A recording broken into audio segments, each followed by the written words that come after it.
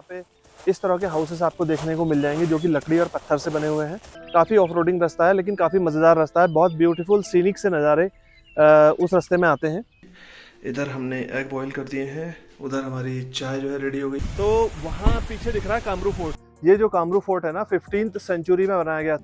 जो आर्किटेक्चर है ना यहाँ का वो भी बहुत बढ़िया है। तो यहाँ पे ग्लेशियर जो है वो आधा पिघला हुआ है। ग्लेशियर है ना वहाँ से वो झरना या वाटर स्ट्रीम बह करके आ रही है।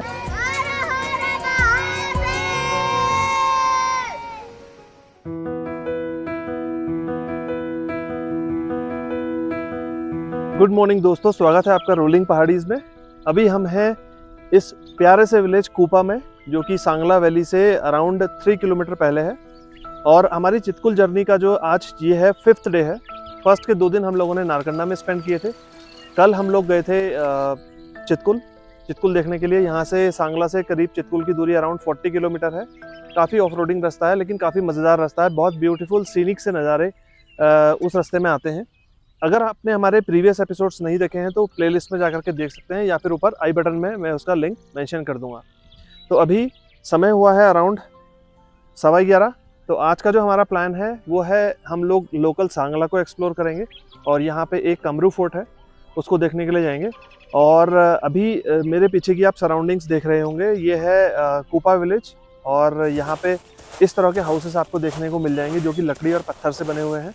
और यहाँ पे मतलब बहुत लाइवली इन्वायरमेंट है। गाय भैंसे भी आपको दिख जाएंगी, उनके जो बांधने वाले जो उनके गौशालाएं होती हैं वो भी दिख जाएंगी।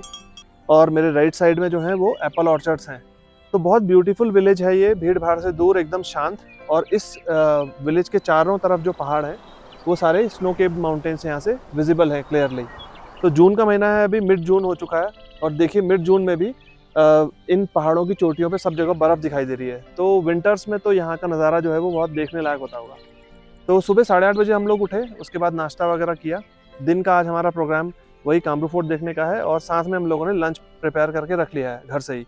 तो आज हम लंच पैक करके लेके जा रहे हैं। कल हम लोगों ने चितकुल में अपना लंच बनाया था, तो आज हम लोग जो है लंच जो है हमने घर से ही बनाया हुआ है। उसी को कहीं अच्छी जगह लोकेशन देखेंगे वहाँ पर रोक करके खाएंगे। फिलहाल बढ़ते हैं यहाँ से आगे, आपको दिखाते हैं सांगला से हमारी जो कामरू फोर्ट की जर्नी है। इनफैक्ट कूपा से जो कामरू फोर्ट की जर्नी है वो आपको दिखाते हैं कि किस तरह की रोड्स हैं और किस तरह का वो फोर्ट है और क्या वहाँ की हिस्ट्री है। तो ये देखिए जी, हमारी तैयारी हो चुकी है ब्रेकफास्ट की। इधर हमने एग बॉईल कर दिए हैं, उधर हमारी चाय जो है रेडी हो गई है और ये है उपमा। और इधर बन चुके हैं छोले और ये दिन का है छोले और चावल। तो अभी ब्रेकफास्ट करते हैं, फिर निकलेंगे आज हम सांगला के लिए।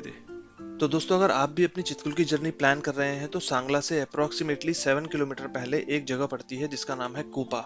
और ये जगह जो है वो बहुत ही सीनिक लोकेशन पे है और यहाँ पे आपको होम स्टे जो है वो बहुत ही पीसफुल एनवायरनमेंट के आसपास मिल जाएंगे। और सारे जो होम स्टे हैं वो एप्पल ऑर्चर्ड से लगे हुए हैं। इन्हीं में से एक होम स्टे था नेगी कॉटेजेस जो हमने अपने स्टे के लिए सेलेक्ट किया। और इस होम स्टे की जो बात थी वो बहुत ही अलग थी क्योंकि इसके साथ इनका लगता हुआ अपना बहुत बड़ा एप्पल का ऑर्चर्ड था और साथ में ही ये मार्केट से थोड़ा हटके था। तो हमें काफ़ी अच्छा लगा, काफ़ी पीसफुल एनवायरनमेंट लगा इस स्टे का। तो हम रेकमेंड करते हैं कि अगर आप यहाँ आएँ तो एक बार इस होम स्टे में ज़रूर आ सकते हैं। तो ये है, देखो इनका बाग। यहाँ से आप जाएंगे अंदर तो ये जो होम स्टे है ना ये नेगी जी का अपना बाग है। यहाँ से आप देखो तो ये देखो वो पीछे होम स्टे है इनका। ये सारे एप्पल के पेड़ लगे हुए हैं यहाँ पे। सितंबर के आसपास जो है वो अब फसल इनकी पकती है। तो मैंने नेगी जी से पूछा कि नारकंदा वगैरह में तो जो एप्पल के पेड़ है ना उनमें नेट लगा रखा है सारी जगह। यहाँ कहीं भी मैंने नेट लगा हुआ नहीं देखा। तो उन्होंने बताया कि नारकंदा साइड में ओले पड़ते हैं और इस तरफ जो है ओले नहीं पड़ते हैं। बेसिकली ओले जो होते हैं वो फसल को ख़राब कर देते हैं। एप्पल वगैरह के ऊपर जब वो डेंट पड़ेगा ना तो वो एप्पल ख़राब हो जाता है, क्वालिटी एप्पल की। तो ये जितना भी एप्पल लगा हुआ है रेड एप्पल है सारा, सितंबर अक्टूबर में तैयार होगा। यहाँ पे ओले का प्रॉब्लम नहीं है, यहाँ पे स्नोफॉल होगा या फिर हल्की रेन होगी। तो इसलिए यहाँ पे इन लोगों ने नेट से कवर नहीं कर रखा है। और इधर जो है वो पीछे ये बीन्स लगा रखे हैं शायद। हाँ जी, बीन्स की खेती है ये। इधर जो है वो एप्पल के पेड़ है। और जो लैंड है ना यहाँ की बहुत ज़्यादा फर्टाइल लैंड है बिल्कुल। अगर मटर भी देखे हमने लगे हुए और काली मिट्टी है एक तरीके से। तो ये है सराउंडिंग्स। पीछे ये देखिए ये है अपना होम स्टे जहाँ हम रुके हुए हैं, और इसी तरह की लोकेशंस पे रुकने में अच्छा लगता है। भीड़ भाड़ में शहर में मज़ा नहीं आता, नेचर के पास में रुको। और ये देखो एप्पल लगा हुआ है, ये देखो यहाँ पे ना फर्टिलाइज़र बना रखा है इन्होंने। ये भी शायद कुछ सब्जियों वगैरह के केले के छिलके के ऊपर ही पानी भरा हुआ है, और यहाँ पे कुछ ये सीड्स वगैरह हैं, इनको भी पानी में डुबा रखा है। तो ये फर्टिलाइज़र बन जाएगा, फिर इसको शायद ये लोग फसलों में या खेतों में डालेंगे। तो इस तरह के यहाँ पे हैं, ये देखिए ये एप्पल लगे हुए हैं सारे, ये देखिए। तो एक पेड़ में मतलब बहुत ज़्यादा एप्पल लगे हुए हैं, ऐसे हज़ारों पेड़ हैं यहाँ पे।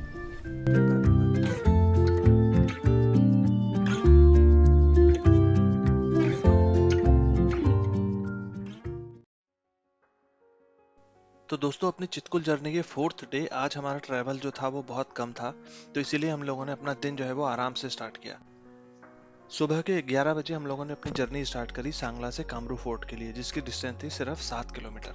और दोस्तों, पूरी चितकुल जर्नी में आप लोगों को इसी तरह के रास्ते दिखाई देंगे जहाँ पे पक्की सड़क जो है वो बहुत कम है, और इसी तरह की रफ रोड्स जो हैं वो पूरी की पूरी चितकुल वैली तक जाती हैं।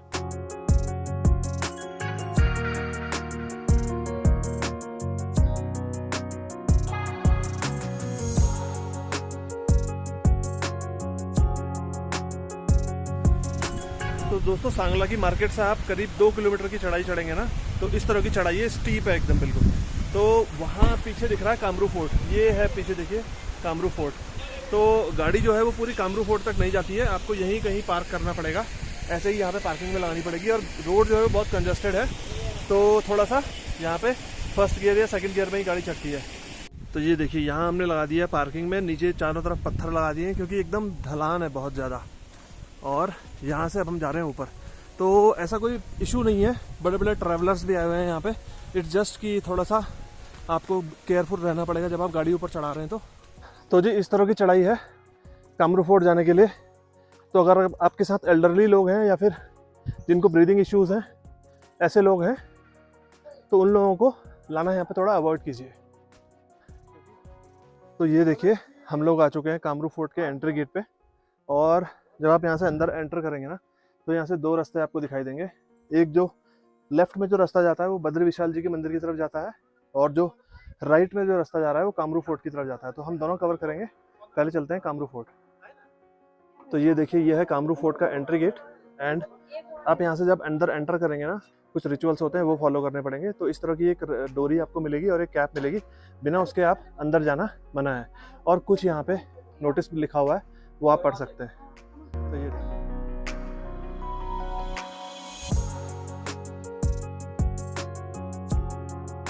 तो दोस्तों, हम लोग आ चुके हैं कामरू फोर्ट के अंदर। और ये जो कामरू फोर्ट है ना, 15th सेंचुरी में बनाया गया था। बुशर राजवंश की बेसिकली ये राजधानी था।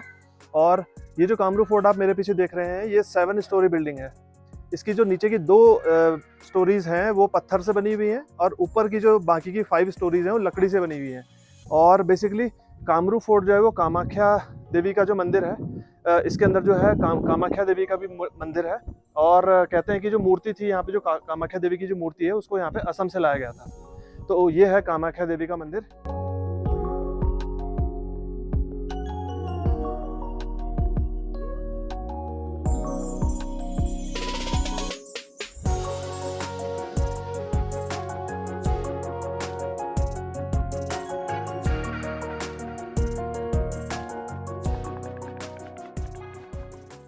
तो दोस्तों, हम लोग आ चुके हैं बद्री विशाल मंदिर, जो कि कामरू में है। और कामरू फोर्ट इसके ऊपर था, अराउंड 200 मीटर का वॉक था ऊपर पहाड़ी पे। तो वहाँ कामरू फोर्ट था, और वहाँ से नीचे आएंगे तो ये है बद्री विशाल का मंदिर। अभी इस समय मंदिर जो है वो बंद है, शायद मॉर्निंग और इवनिंग टाइम पे, प्रेयर टाइम पे ये खुलता होगा। तो ये देखिए ये है परिसर। जो आर्किटेक्चर है ना यहाँ का, वो भी बहुत बढ़िया है। जो लकड़ी के दरवाजे हैं उनमें नक्काशी हो रखी है बहुत अच्छी, भगवान देवी देवताओं के चित्र वगैरह बनाए गए हैं। तो ये है कामरू फोर्ट। अब यहाँ से जाएंगे वापस अपनी पार्किंग की तरफ।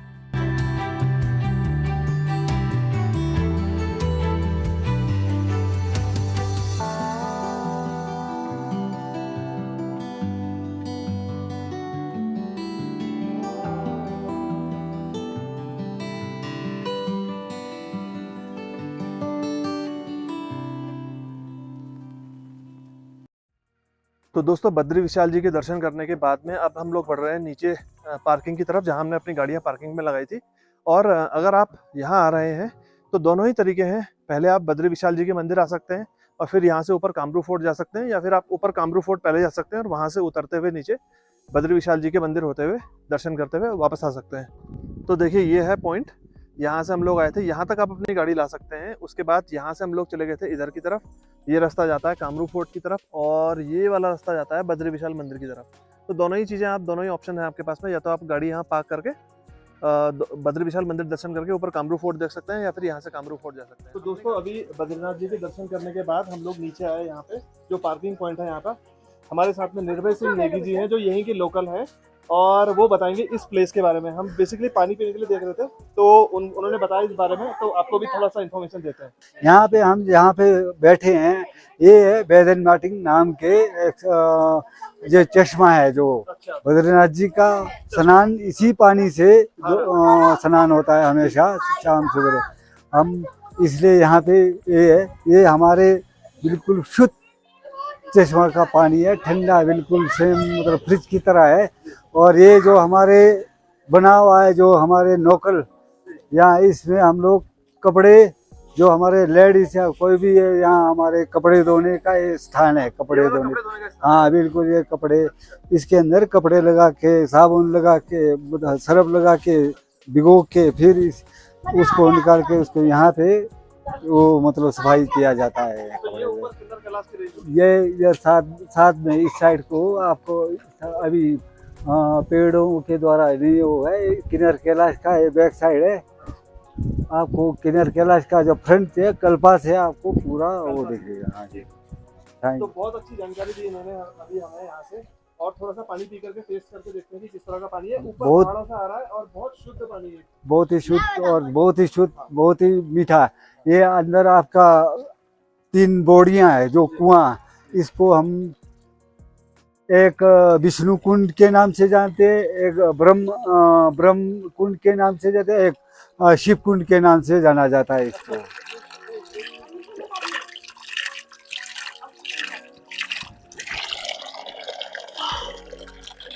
पानी बहुत ही चिल्ड है और बहुत मीठा पानी है एकदम।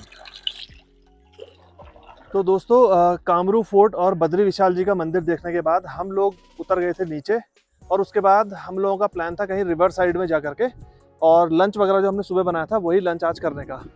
तो रिवर साइड के लिए हमको जगह हमने पता किया, तो उन्होंने बोला है तो आपको करछम जाना पड़ेगा या फिर आपको चितकुल जाना पड़ेगा। तो करछम और चितकुल जो है यहाँ से काफ़ी दूर है सांगला से।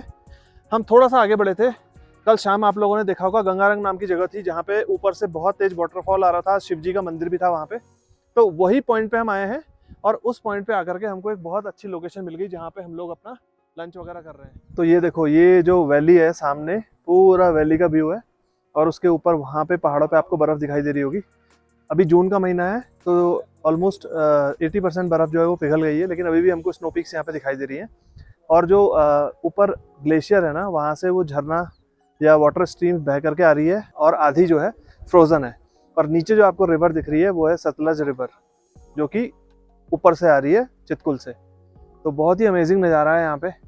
मतलब ऊपर जो स्नो पीक्स माउंटेन है, देखते रहो उनको, उनके ऊपर हमेशा, मैंने कल 2-3 दिन से देख रहा हूँ, क्लाउड्स जो है ना उनके ऊपर नॉन स्टॉप उनके ऊपर क्लाउड्स हैं। तो वो पीक्स भी हमको अच्छे से दिखाई नहीं दे रही है, लेकिन जितनी भी दिखाई दे रही है स्नो वहाँ पे क्लियरली विजिबल है।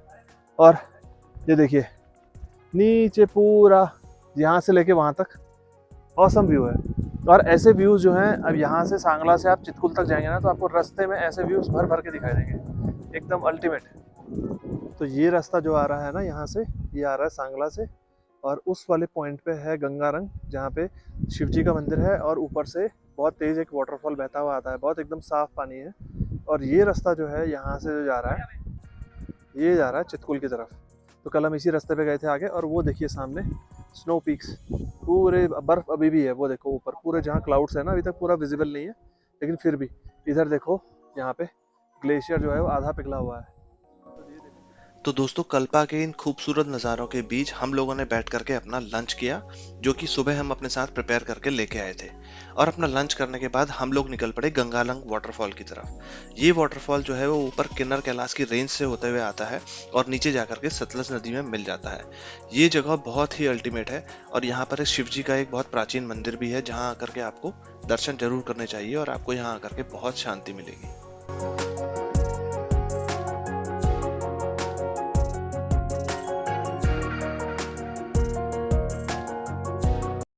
तो दोस्तों अपनी चितकुल यात्रा के चौथे दिन आज हमने एक्सप्लोर किया ब्यूटीफुल सांगला को और शाम होते ही हम लोग निकल पड़े वापस अपने होम स्टे की तरफ। कल हमारी जर्नी यहीं से स्टार्ट होगी और हम लोग निकलेंगे कल्पा के लिए। तब तक के लिए शुभ रात्रि।